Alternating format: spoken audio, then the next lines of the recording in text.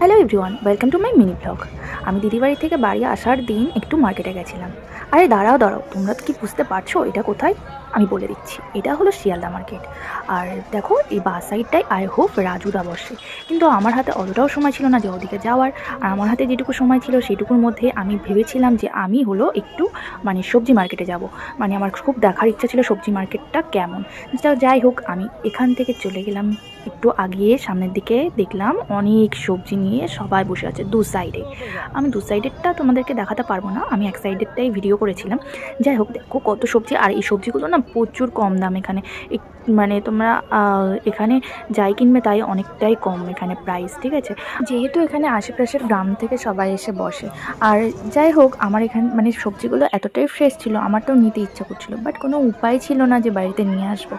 Next time কখনো যদি যাই আবার, তখন চেষ্টা করবো নিয়ে আসার কিছু।